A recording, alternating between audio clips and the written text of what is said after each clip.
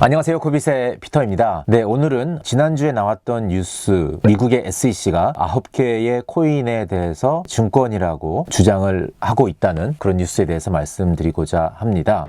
구독, 좋아요, 알림 설정 부탁드릴게요. 이 뉴스 헤드라인만 보면은 뭔가 되게 확정이 된 것 같고 좀 뭐 이런 느낌이 들 수는 있는데 내막을 보면은 사실 이렇습니다. 일단 이 문제의 발단이 된 거는 코인베이스에 있는 전 직원이 코인베이스에서 상장되는 코인에 관련해서 내부자 거래를 했다는 그런 의혹에서부터 출발을 했습니다. 금년 4월경에 트위터에서 코인베이스에 상장되는 코인들이 상장되기 직전에 좀 대량 거래가 일어나는 주소들이 있었다라는 의혹이 제기가 됐고 이에 대해서 코인베이스 측에서 자체적으로 조사를 해보겠다라고 이렇게 트위터에서 답을 했었습니다. 그로부터 이제 3개월 후에 미국의 법무부 DOJ가 3명의 이름을 언급을 하면서 사기죄로 이제 고발을 한 거죠. 3명 중에 1명이 코인베이스에서 상장을 담당했던 인물로 파악이 되고요. 나머지 2명은 이제 그의 지인인 걸로 이렇게 파악이 되고 있습니다. 그래서 이제 사기 혐의로 이제 고소를 했는데 추가해서 이제 SEC가 동시에 내부자 거래 혐의로 이 3사람을 또 고소를 한 거죠. 근데 SEC가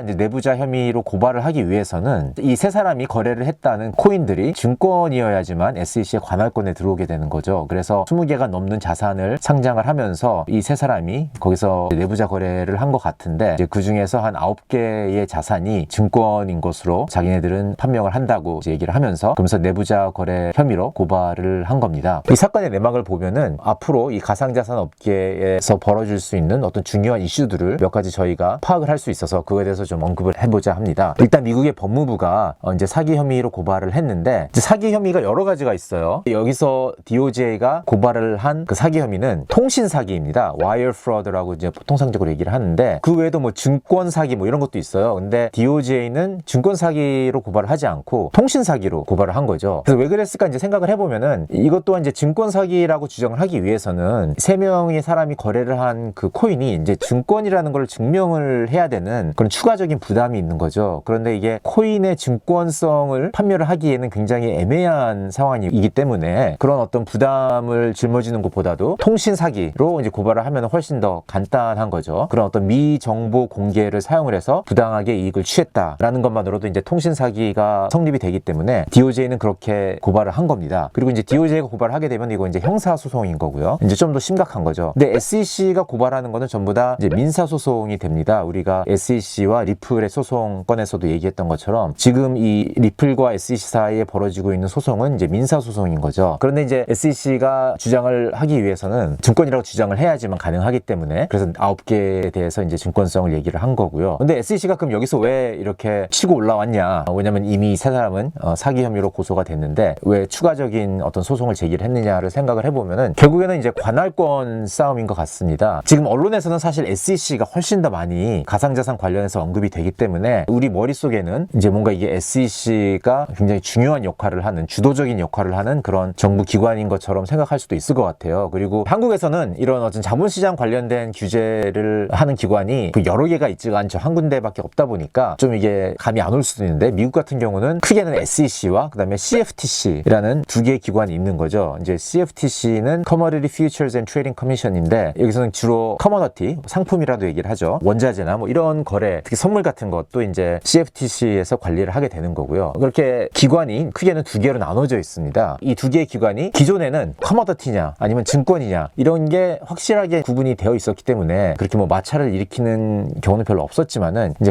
가상자산이라는 자산이 등장을 하면서부터는 이게 커머더티인지 증권인지 애매하다 보니까 아무래도 자꾸 이제 충돌이 일어나는 것 같습니다. 근데 여러분들 아시다시피 시카고 머켄타일 익스체인지, 시카고 상품거래소는 이제 CFTC의 관할권에 있는데 거기서 이미 비트코인과 이더리움의 선물을 상장을 했죠. 그러니까 뭐 사실상 이 2개는 CFTC의 관할권 안에 들어왔다고 이제 판단을 하는 거고요. 그 외에 가상자산에 대해서는 뭔가 애매한 상황인 거죠. 근데 이 애매한 상황에서 SEC는 적극적으로 기타 가상자산들은 전부 다 증권이라는 주장을 이제 기회가 생길 때마다 이제 하고 싶은 거겠죠. 그래서 이번 소송에 있어서도 사실 내부자가 존재하기 위해서는 이게 증권이어야 합니다. 왜냐하면은 이 증권이라는 거는 제가 지난번에도 말씀드렸지만 하위 테스트 상에서 입장에서 4가지 조건을 만족시켰을 때 증권이 되는 건데, 그 중에 하나가 식별 가능한 제3자의 노력에 의해서 이제 수익률이 좌우된다인 부분인데, 이제 식별 가능한 제3자가 있다는 것은 그 식별 가능한 제3자의 조직에 속해 있는 사람들은 이제 내부자가 되는 거죠. 그렇기 때문에 그런 증권이어야지만 내부자라는 게 존재할 수가 있는 거고, 그렇기 때문에 이 내부자 거래를 주장하기 위해서는 해당 자산이 이제 증권이어야 되는 거고, 그래서 증권임을 주장을 하고 있는 거고요. 근데 이제 여기서 재밌는 게 뭐냐면은 SEC가 식별 가능한 제3자가 있다는 주장을 어떤 자산이 탈중앙화가 충분히 되어 있는지 아닌지 뭐 이 여부를 따지기보다는 이 자산을 어떤 식으로 누가 마케팅을 했느냐, 그 마케팅 방식에 초점을 맞춰서 주장을 하고 있습니다. 사실 이제 네트워크의 탈중앙화 여부를 따지는 거는 굉장히 복잡한 과정이기 때문에 그런 방식보다는 실제로 어떤 식으로 마케팅이 되었느냐 중심으로 분석을 하는 게 SEC 입장에서는 굉장히 더 편하다고 느꼈을 것 같아요. 실제로 SEC와 리플 소송권을 봐도 SEC가 리플을 증권이라고 주장하는 이유는 이 네트워크가 탈중앙화 돼 있다 안 돼 있다 이런 거를 따지고 있지 않고요. 실제로 그 리플 회사가 XRP를 투자자들한테 판매를 할 때 어떤 식으로 피칭을 했느냐, 그 부분을 가지고서 이제 증권이라고 주장을 하고 있습니다. 마찬가지로 이번 케이스에서도 이 9개 자산이 증권이라고 SEC 측이 판단하는 이유는 마케팅되는 방식에서 코인을 주도적으로 발행한 그 주체가 자기네들의 노력에 의해서 값어치가 올라갈 것이다 라는 취지의 발언을 했다는 부분을 강조를 하면서 이제 증권성을 주장을 하고 있는 거죠. 근데 이제 이 부분에 있어서 또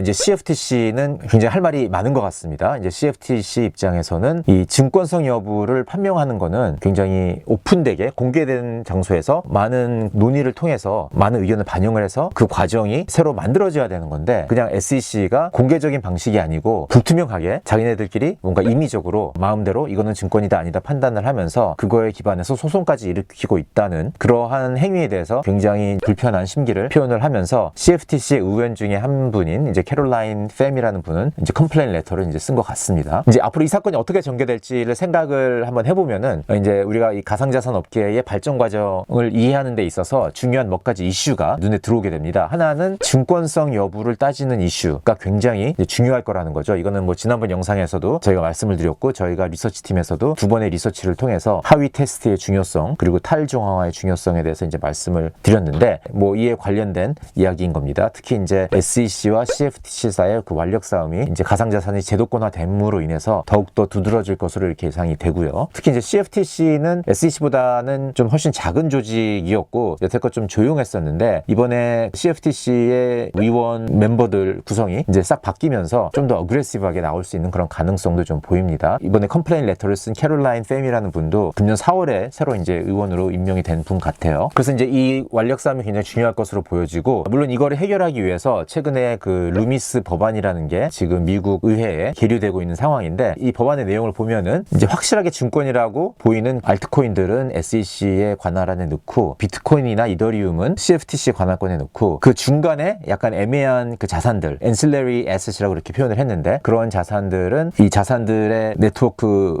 발전 과정을 이제 6개월에 한 번씩 공개적으로 공개를 해야 되는 의무를 부과해야 된다, 뭐 이런 내용의 법안입니다. 근데 이게 이 법안이 뭐 그대로 통과될지 안 될지는 모르겠어요. 왜냐면은 다양한 국회 내에 여러 가지 그 커미티에서 논의해야 될 부분이 많기 때문에 실제로 이게 논의가 다 끝나고 통과가 된다 하더라도 지금 처음에 제안된 형태 그대로 통과가 안 될 수도 있을 것 같습니다. 그러니까 시간이 굉장히 오래 걸릴 프로세스로 보이고요. 아마 뭐 내년이나 돼야지 통과될지 안 될지 이제 가시화될 것 같은데, 뭐 이런 상황인 겁니다. 그래서 이제 앞으로 이 증권성에 대한 논의가 굉장히 중요할 것이라는 것. 그래서 그렇기 때문에 우리가 하위 테스트, 물론 다른 법안도 있지만은 하위 테스트가 증권성 여부를 결정하는데 한 80~90%는 사용되기 때문에 하위 테스트를 우리가 잘 이해하는 게 굉장히 중요하다는 것. 이 부분에 대해서 좀 더 깊게 알고 싶으시면은 지난번에 말씀드렸듯이 코빗에 관련된 리서치를 참조를 하시면 좋을 것 같다는 것 이제 말씀을 드리고요. 그리고 이제 SEC가 계속해서 기회가 될 때마다 그 자산들의 증권성을 주장을 할 거라는 것, 그 주장을 함에 있어서 이게 주장을 하고 그냥 법원까지 안 가는 경우도 많을 것 같아요. 왜냐하면 실제로 법원까지 가기 위해서는 이제 뭐 소송이 실제로 일어나야 되는데, 많은 경우 그런 소송 관련된 비용을 부담하기 싫어서 당사자들이 그냥 합의로 끝내는 경우가 많죠. 그럴 경우에는 이제 공식적으로 어떤 코인이 증권이다 아니다 법적으로 판결되는 건 아니지만은 SEC가 이런 주장을 한 것만으로도 일종의 증권이라고 브랜딩이 되면은 SEC 입장에서는 많은 자기네들의 관할권을 넓히는 면에서 유리하기 때문에 법원까지 가지 않더라도 소송을 일으키는 그런 행위는 앞으로 뭐 계속될 수 있지 않을까, 뭐 이런 생각이 듭니다. 그리고 마지막으로 소송의 당사자가 아닌 그런 회사들도 간접적인 어떤 임팩트가 있을 것 같아요. 예를 들어서 지금 이번 케이스에서는 코인베이스나 아니면 이번에 언급이 된 9개 자산의 프로젝트들이죠. 뭐 이들은 이번 소송에서 당사자들이 아니기 때문에 지금 SEC가 하고 있는 뭐 증권성 주장에 대해서 공식적으로 의의를 제기할 수 있는 그런 기회는 없는 겁니다. 그렇기 때문에 뭐 미디어를 통해서 비공식적으로 자기네들의 뭐 주장을 펼칠 수가 있고, 코인베이스도 실제로 이제 자기네들 블로그에 가보면은 이 9개의 자산은 증권이 아니다라는 걸 주장을 하고 있어요. 그리고 이제 뭐 9개의 프로젝트들도 그런 주장을 할 수 있는 기회가 있으면 하겠죠. 근데 이제 지금은 법적으로 실제로 SEC가 소송을 일으킨 거 대상은 아니기 때문에 뭐 그런 기회는 주어지지 않고 있는 상황이고요. 네, 뭐 이런 상황이긴 하지만은 SEC는 앞으로도 계속 어떤 그런 주장을 기회가 되면은 계속 할 것으로 보인다는 점, 뭐 이런 점들이 앞으로 좀 주시해야 될 부분이 아닌가 이렇게 생각이 됩니다. 네, 오늘은 여기까지입니다.